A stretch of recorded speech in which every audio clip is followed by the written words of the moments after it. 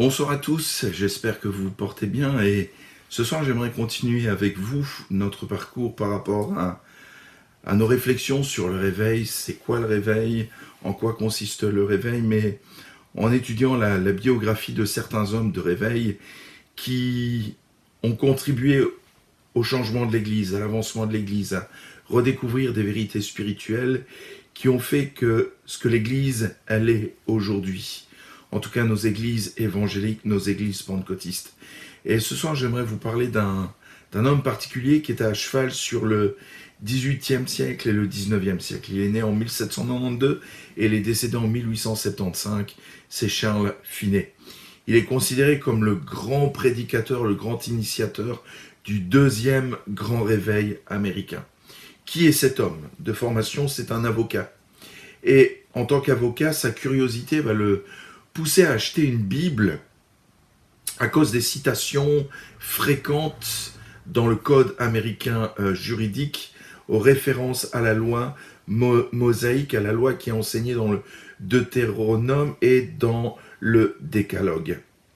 La Bible l'intéresse et plus il va lire la Bible, plus il prend conscience qu'il doit changer de vie, changer de style de vie, s'il veut aller au bon endroit après sa mort. Il est tracassé par cette notion de vie après la mort, chose que de moins en moins de personnes semblent concernées. Il semblerait qu'on vit l'éternité, maintenant on veut vivre l'éternité, on aimerait que la fontaine de jouvence existe pour avoir une vie éternelle, et que notre vie a quand même une finitude. Mais qu'est-ce qu'il y a après la mort? C'était une question importante, et il se disait, il faut aller au bon endroit après la mort. Il se rend compte immédiatement que les plus grands obstacles dans sa vie, pour son salut, sont l'orgueil et la crainte des hommes. Comme la majorité des Américains à son époque, il ne faut pas oublier qu'on n'est pas tellement loin des pères pèlerins qui ont fondé les États-Unis. La majorité des Américains se rendent à l'église, au temple, mais ce n'est pas pour ça qu'ils ont leur vie transformée. Et cette crainte, pour Charles Finet, se manifestait par la honte de lire la Bible en public et la honte de prier à haute voix. Il va se convertir 2 ans après avoir fini le barreau dans un bois où il va aller seul pour rencontrer Dieu, et là dans le bois il va faire une rencontre profonde avec Dieu, et c'est là qu'il raconte sa conversion. Alors aujourd'hui c'est sûr que nous avons des photos pour raconter les différents événements, ce qui n'est pas le cas de l'époque. On a simplement des eaux fortes qui ont représenté les différentes étapes de la vie de Charles Finet. Après sa conversion, il est surpris de ne plus sentir de culpabilité comme avant. En tant que pasteur, je suis surpris de voir le nombre de chrétiens qui vivent avec la culpabilité ou le doute par rapport à leur salut. C'est tellement dommage, après tellement d'années parfois de vie chrétienne, encore de douter de son salut. Ou alors l'inverse, des personnes qui croient être sauvées et ne le sont pas. Le fait de fréquenter une église n'est pas notre assurance pour le salut.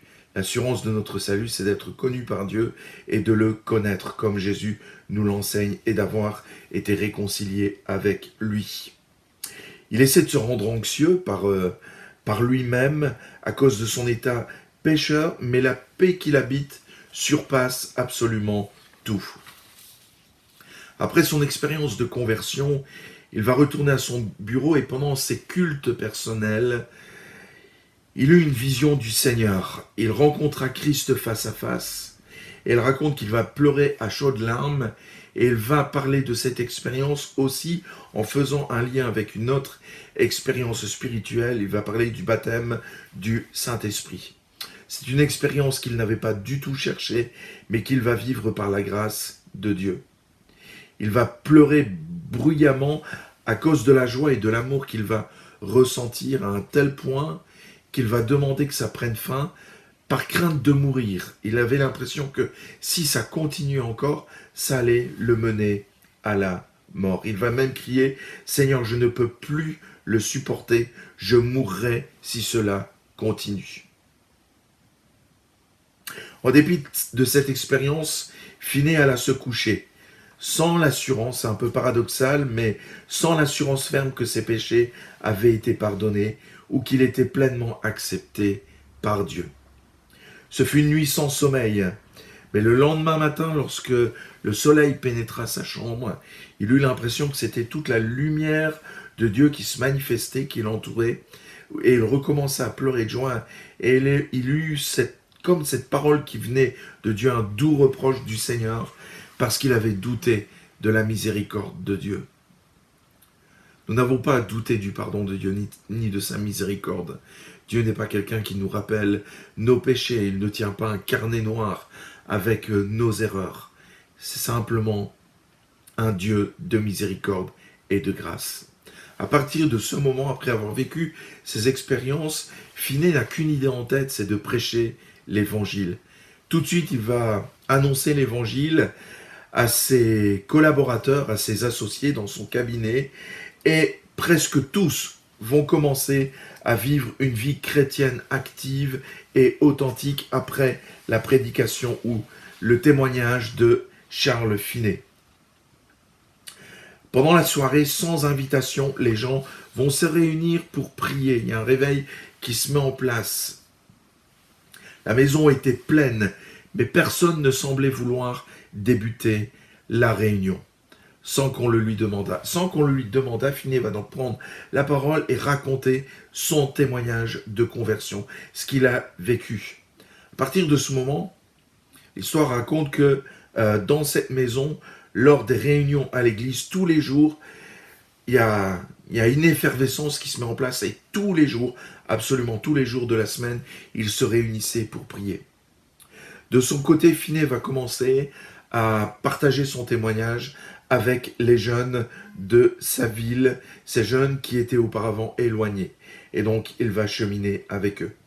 Un puissant réveil va se manifester dans les semaines qui vont venir, dans les mois qui vont venir, dans les villages, entourant donc la ville où Charles Finney résidait. Finney va prendre l'habitude de se rendre dans une certaine maison, et cette maison est devenue son musée, est devenue à l'heure actuelle un musée dédié à la mémoire de Charles Finney et des réveils, et les guides touristiques ont l'habitude de montrer la chambre de Charles Finney, là, l'endroit où il priait, et l'usure dans le bois du plancher de deux petites demi-sphères qui ont été creusées. Et le guide touristique a l'habitude de dire que c'était à cet endroit-là que Charles Finney priait, donc avec ses genoux, il a usé le plancher. Que Dieu puisse trouver dans l'Église d'aujourd'hui une génération d'hommes et de femmes, de jeunes, qui ont appris à plier le genou et à user leurs pantalons, user leurs vêtements sur le carrelage ou sur le parquet, parce que ce sont des hommes et des femmes de prière. Que Dieu nous aide vraiment par rapport à cela. Et donc, il va développer une discipline de prière, et lorsqu'il se relâchait, il avait vraiment l'impression de trahir Dieu. Finney faisait le tour des maisons pour réveiller les gens, pour qu'ils puissent venir à cette réunion de prière. Cependant, l'assistance avec le temps va baisser, comme parfois nous le connaissons, quand il y a cet engouement après le passage d'un prédicateur dans une église, où il y a un engouement et les gens fréquentent beaucoup plus la réunion de prière, mais avec le temps, à court, moyen ou long terme, il y a un assoupissement, et puis les gens viennent de moins en moins nombreux, et finalement, Finney se retrouve plus que seul avec le pasteur. Et dans ces moments, il va avoir à nouveau une nouvelle vision de Jésus, une nouvelle vision de l'amour de Dieu, où il comprend que toute la création loue Dieu, toute la création adore Dieu, et que l'homme, parfois, l'homme objet de l'amour de Dieu, reste bien silencieux. Au même moment, il y a comme une lumière qui va entourer Charles Finney alors qu'il est seul avec le pasteur, une lumière qui provient de toutes les directions. Il va décrire cette expérience comme ce que Paul a vécu sur le chemin de Damas. Il n'en parlera pas souvent parce que peur de déformer l'histoire ou peur de ne pas trouver les mots pour raconter ce qu'il avait vécu. Sa recherche de Dieu était d'une profonde intensité. Si quelque chose venait à interrompre sa relation intime avec Dieu, il lui était alors impossible de se reposer, d'étudier ou d'obtenir quelque satisfaction que ce soit avant de s'être réconcilié avec son maître. Contrairement à beaucoup de revivalistes, Charles Finney était un homme avec beaucoup de qualités naturelles. Son corps était fort et en bonne santé. Ses mouvements étaient gracieux. Il avait un sens de l'oratoire. Son apparence inspirait le respect et sa voix était celle d'un grand orateur. Il aimait la musique et il chantait bien. Comme dans tous les réveils, le chant va prendre énormément de place et dans nos cultures évangéliques, le chant a d'ailleurs énormément de place. Lorsqu'il va faire la demande pour être pasteur presbytérien, on lui suggéra d'aller au séminaire, chose qu'il n'avait pas été.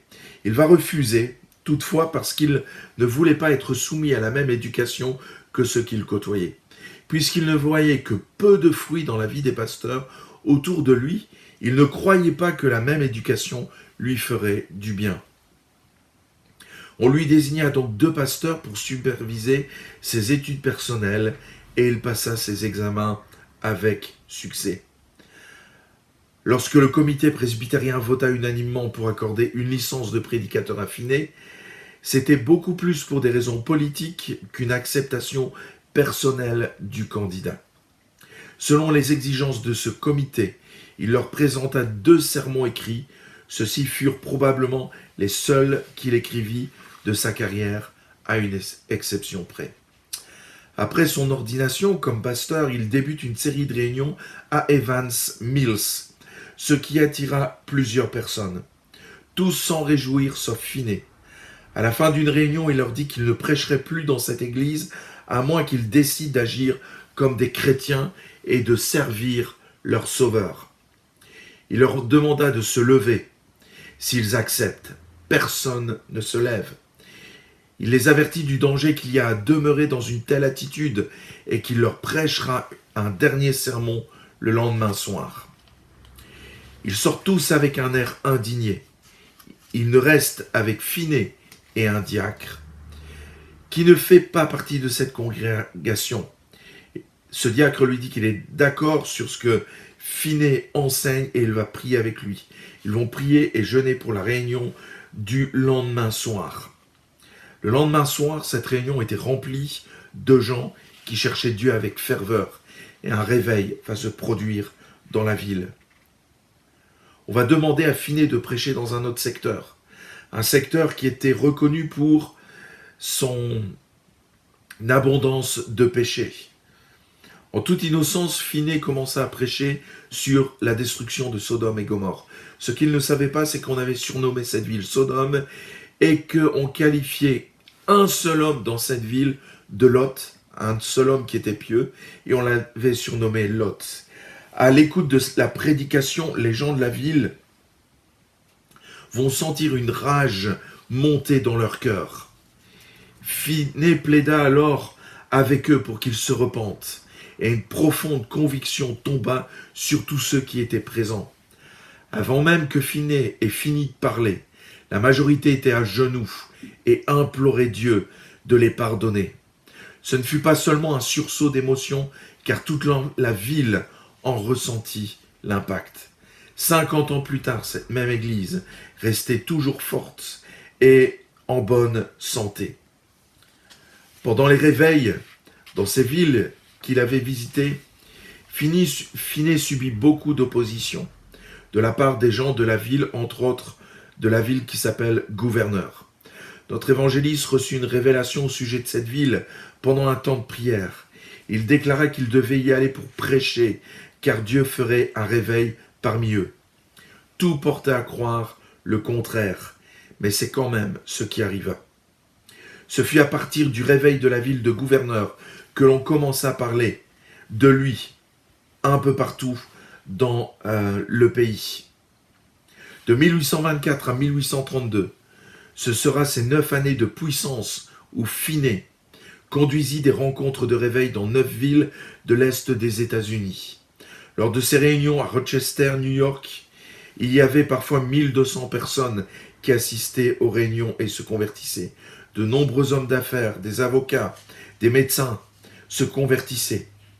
40 de ces convertis entreront dans le ministère. Et ce réveil à Rochester eut pour résultat son expansion dans 1550 autres villes et villages. Il est intéressant de noter que ce réveil suscita de l'opposition, comme c'est bien souvent le cas lorsqu'il y a un réveil dans une région. L'opposition et les querelles qui ont émergé de ce réveil sont dues aux manifestations lors des prédications de Charles Finney. Manifestations qu'il ne souhaitait pas. Il faisait tout pour éviter les manifestations. Et lorsque des personnes allaient vivre ces manifestations, il les encourageait à sortir, mais collectivement, des manifestations se manifestaient dans ces rassemblements. Des gens tombaient, des gens avaient des visions, des gens hurlaient, criaient, pleuraient.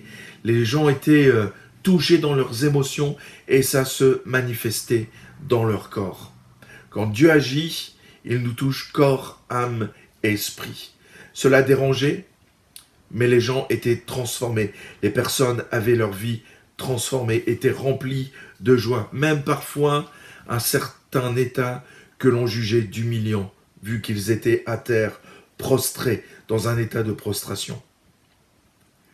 Il n'était pas rare de voir toute une congrégation fondre en larmes et être touchée par un esprit de repentance.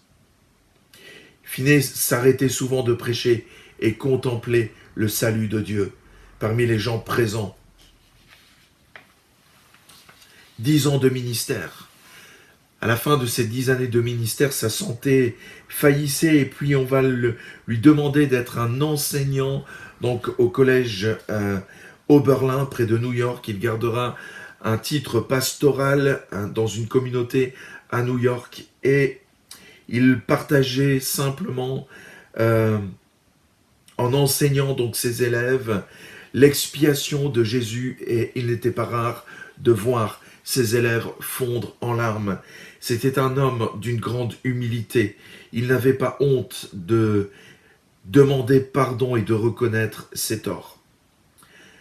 Peter Wagner, dans l'étude des réveils, on lui crédite à peu près 500 000 conversions. On remet dans le contexte de l'époque la population des États-Unis où finalement on n'est pas tellement loin de l'installation des pèlerins avec l'arrivée du Mayflower. On est à peu près, je dirais, une bonne centaine d'années après. On n'est pas si lointain que ça.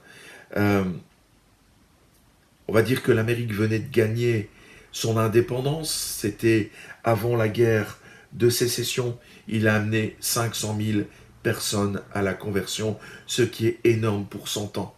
On estime que 80% des conversions sous le ministère de Charles Finney sont restés disciples de Jésus. Par comparaison, Dwight Moody, un autre prédicateur revivaliste, on lui accorde 15%.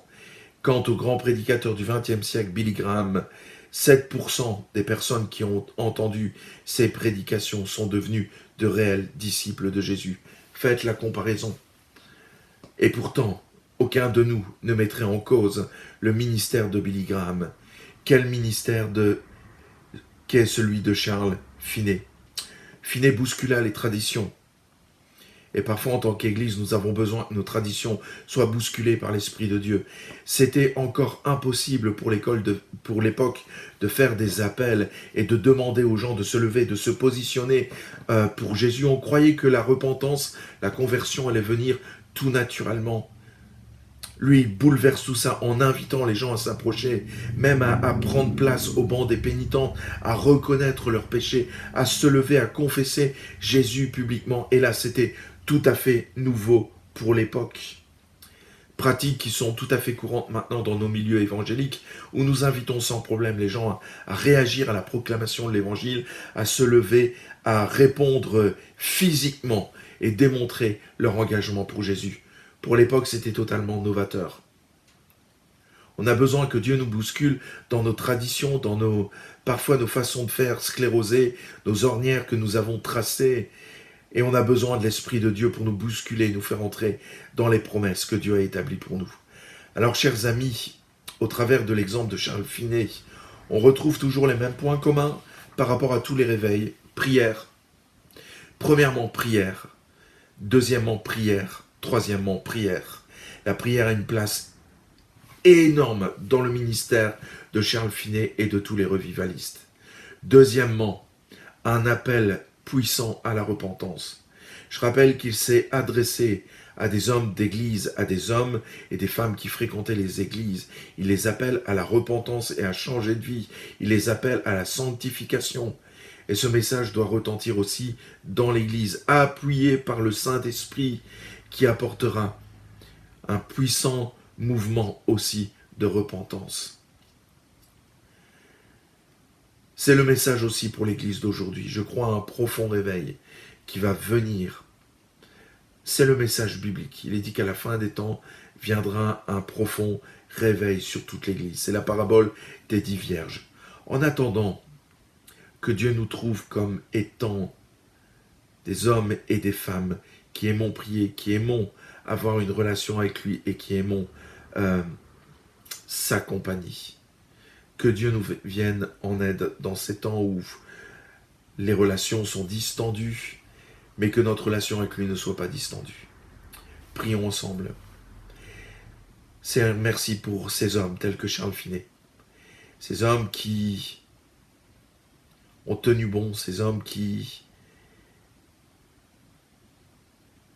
ont apporté, pas un plus, mais ont apporté la vérité dans ton Église, ont rappelé des vérités dans ton Église. Et Seigneur, nous avons besoin d'hommes tels que Charles Finet aujourd'hui, qui vont enseigner à nouveau, inspirés par ton esprit, ta vérité, les vérités, issues de ta parole, entraînant à leur suite des hommes et des femmes convaincus de changement, convaincus de changement au niveau de leur vie, de changer radicalement de vie. Seigneur, tu nous viens en aide dans ces temps difficiles, distendus, où nous n'avons peu de contact avec les autres, mais que le contact avec toi ne soit pas rompu, que ta grâce soit sur nos vies. Tu nous bénis, Seigneur, tu nous rends forts, et nous voulons garder les yeux fixés sur toi. Que ta grâce nous accompagne. Amen. Amen. Je vous souhaite une bonne fin de soirée à chacun. Prenez soin de vous, prenez soin de votre santé, bien sûr physiquement, mais aussi de votre santé spirituelle.